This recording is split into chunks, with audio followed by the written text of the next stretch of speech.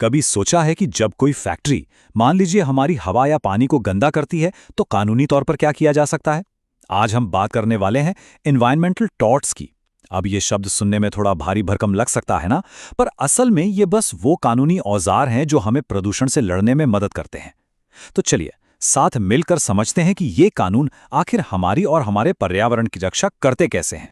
तो जरा सोच कर देखिए, जब किसी फैक्ट्री का धुआं, मान लीजिए, पूरे के पूरे मोहल्ले की हवा में जहर घोल दे, या फिर किसी नदी का गंदा पानी हजारों लोगों को एक साथ बीमार कर दे, तो सवाल ये उठता है कि क्या कानून के पास इसका कोई जवाब है?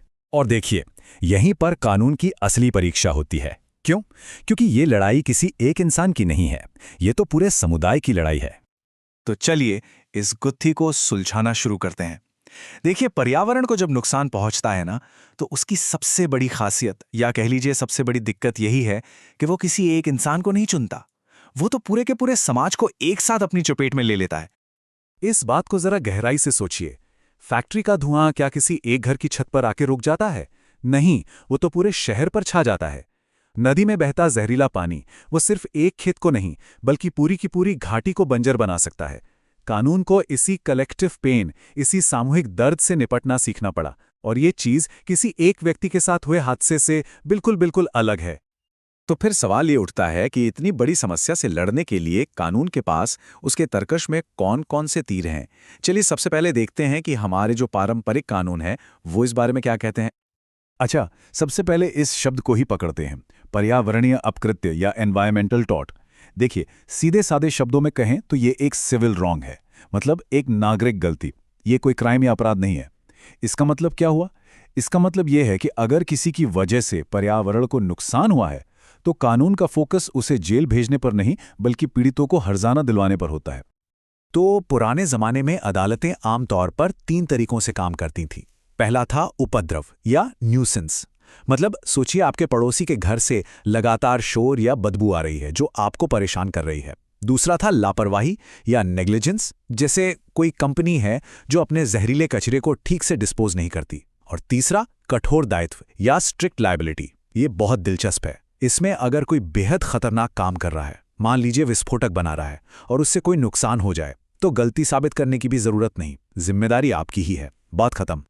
लेकिन जैसे जैसे प्रदूषण की समस्या और बड़ी होती गई, खासकर भारत जैसे देश में, अदालतों को ये एहसास होने लगा कि ये जो पुराने हथियार है ना, ये अब काफी नहीं है। और बस यहीं से शुरू हुआ हमारे कानून के इतिहास में एक बिल्कुल नया और बहुत ही साहसिक अध्याय। और पता है इस बदलाव का सबसे बड़ा हथियार क्या बना?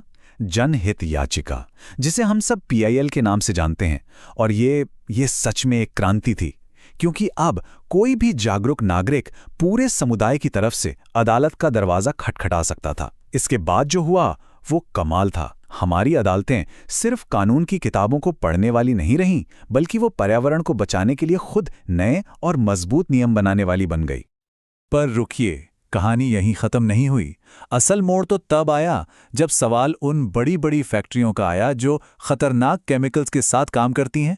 तब अदालतों को एक और कदम आगे बढ़ना पड़ा, एक और भी बड़ा और हिम्मत वाला फैसला लेना पड़ा। और इसे कहते हैं पूर्ण दायित्व का सिद्धांत या डॉक्ट्रिन ऑफ एब्सोल्यूट लायबिलिटी। और ये नाम ही इसकी पूरी ताकत बता देता है। इसका मतलब एकदम सीधा है। अगर आप कोई खतरनाक काम कर रहे हैं और उससे जरा सा भी नुकसान होता है, तो जिम्मेदारी सिर्फ और सिर्फ आपकी है। कोई अगर मगर नहीं, कोई बहाना नहीं चलेगा। ये भारत के पर्यावरण कानून में एक मील का पत्थर था। इसने इंडस्ट्रीज को एक साफ और कड़ा संदेश दिया, सुरक्षा से कोई समझौता नहीं होगा। अच्छा, इस जुडिशियल एक्टिविज्म यानी न्यायिक सक्रियता के दौर से 2 और बहुत ही शक्तिशाली सिद्धांत निकलकर सामने आए, और ये सिद्धांत आज दुनिया के कई देशों में पर्यावरण कानून की नींव माने जाते हैं। और ये दोनों सिद्धांत सुनने में बड़े सरल हैं, लेकिन हैं बहुत शक्तिशाली। पहला है द पोल्यूटर पेज प्रिंसिपल या प्रदूषक भुगतान सिद्धांत। मतलब सीधा है, जो गंदगी फैलाएगा, सफाई का खर्च भी वही उठाएगा। सिंपल है ना? दूसरा है द प्रिकॉशनरी प्रिंसिपल या एहतियाती सिद्धांत। ये तो और भी दिलचस्प है। ये कहता है कि अगर हमें ऐसा लगता है कि किसी काम से पर्यावरण को बहुत बड़ा नुकसान हो सकता है, तो हम पक्के सबूतों का इंतजार नहीं करेंगे, हम उस काम को पहले ही रोक देंगे। मतलब prevention is better than cure वाली बात है। और इन सिद्धांतों को असली ताकत दी सुप्रीम कोर्ट ने अपने एक ऐतिहासिक फैसले में, जैसा कि आप देख सकते हैं, अदालत ने बिल्कुल साफ शब्दों में कहा कि प्रदूषण फैलाने वाले उद्योगों को न सिर्फ प्रभावित लोगों को मुआवजा देना होगा, बल्कि उन्हें पर्यावरण को हुए नुकसान को भी ठीक करना होगा, उसे उसकी पुरानी स्वस्थ हालत में वापस लाना होगा। सिर्फ पैसे देकर बच निकलने का रास्ता बंद कर दिया गया। चलिए अब इस पूरी कहानी के सबसे महत्वपूर्ण हिस्से पर आते हैं, क्योंकि ये सारी कानूनी लड़ाई जो है, ये सिर्फ नियमों और सिद्धांतों की नहीं है। ये सीधे तौर पर हमारे एक सबसे बुनियादी, सबसे मौलिक अधिकार से जुड़ी है, और वो है जीने का अधिकार। और ये अधिकार हमें मिलता है भारतीय संविधान के एक अनुच्छेद से, आर्टिकल 21। ये अनुच्छेद हमें जीवन के अधिकार की गारंटी देता है। लेकिन फिर एक बहुत बड़ा सवाल उठा कि आखिर इस जीने का असली मतलब क्या है? क्या इसका मतलब सिर्फ सांस लेते रहना है? क्या सिर्फ जिंदा रहना ही काफी है? और बस यहीं पर हमारी अदालतों ने एक ऐसी व्याख्या की जिसने सब कुछ बदल कर रख दिया। उन्होंने कहा, नहीं, जीने के अधिकार का मतलब सिर्फ किसी तरह जिंदा रहना नहीं है। इसका असली मतलब है एक स्वस्थ, एक साफ सुथरे, प्रदूषण मुक्त वातावरण में गरिमा के साथ, इज्जत के साथ जीना। और बस इस एक व्याख्या ने पर्यावरण की सुरक्षा को हमारे एक फंडामेंटल राइट, एक मौलिक अधिकार का हिस्सा बना दिया। तो आज के इस पूरी बातचीत से हमने क्या समझा?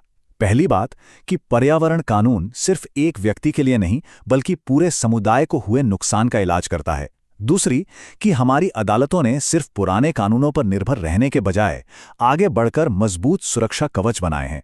तीसरी बात कि जो प्रदूषण फैलाएगा वही उसकी कीमत चुकाएगा का सिद्धांत अब कानून का एक अहम हिस्सा है। और सबसे बड़ी बात कि एक साफ और स्वस्थ पर्यावरण कोई लग्जरी या कोई विकल्प नहीं, बल्कि हमारे जीवन के अधिकार का ही एक अटूट हिस्सा है।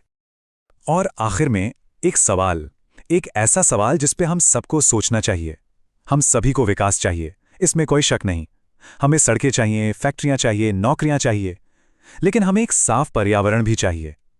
तो जब इन दोनों के बीच टकराव हो, जब आर्थिक विकास और पर्यावरण के संतुलन में से किसी एक को चुनना पड़े, तो यह फैसला कौन करे और उस फैसले की असली कीमत वो कौन चुकाएगा? इस पर सोचिएगा जरूर।